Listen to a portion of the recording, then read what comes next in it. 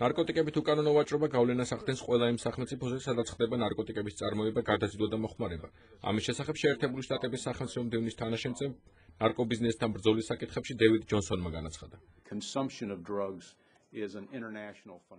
ნარკოტიკების მოხმარება საერთაშორისო ფენომენია. სამწუხაროდ მოხმარების ყველაზე მაღალი დონე ირანშია, რომელიც ამჟამად ამ პრობლემასთან ბრძოლაში დახმარებას საჭიროებს.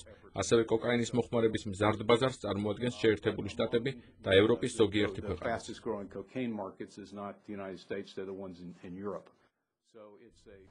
ჯონსონის თქმით, კოლუმბიაში კოკაინის წარმოება მნიშვნელოვნად იკლო, თუმცა ანდების რეგიონში კოლუმბია კვლავ უმსხვილეს მწარმოებლად რჩება. თუმცა დოკუმენტში აღნიშნულია, რომ კოლუმბიის ხელისუფლება 10 წელია ნარკობიზნესთან ბრძოლაში წარმატების მიღწევასაც ცდილობს. ანგარიშის მიხედვით იგივეს ვერ ვიტყვით კოლუმბიის მეზობელ ვენესუელაზე, რომლის ხელისუფლებაც ნარკობიზნესის წინააღმდეგ ბრძოლით დიდად არ გამოირჩევა.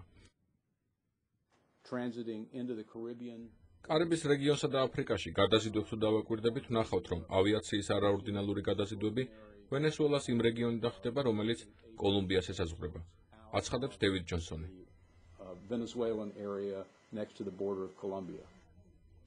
მისი თქმით, აზიაში ნარკოტრაფიკინგის საკითხში გამორჩეულ პრობლემას ავღანეთი წარმოადგენს. მართალია 2007 წლიდან 2009-მდე ოპიუმის წარმოებამ ავღანეთში 30%-ით იკლო, თუმცა ავღანეთი კვლავ რჩება ოპიუმის უმსხვილეს მწარმოებლად.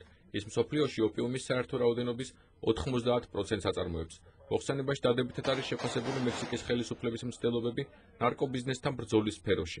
დოკუმენტის თანახმად, მექსიკის ხელისუფლებამ 2009 წელს უმაღლესი დონის ნარკოტრაფიკერები დააპატიმრა და ამ ეტაპზეც შეერთებული შტატების დახმარებით ის აძლიერებს უსაფრთხოების ძალებს ნარკობიზნესის წინააღმდეგ ბრძოლისთვის. თუმცა ჯონსონის განცხადებით, შეერთებულ შტატებზე კვლავ ახდენს გავლენას საზღვრის სიახლოვეს მდებარე ნარკოკარტელები.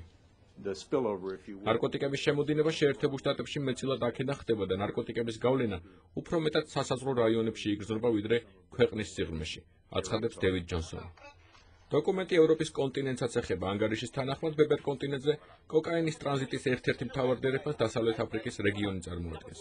ლევან ღირსიაშვილი, ამერიკის ხმა, ვაშინგტონი.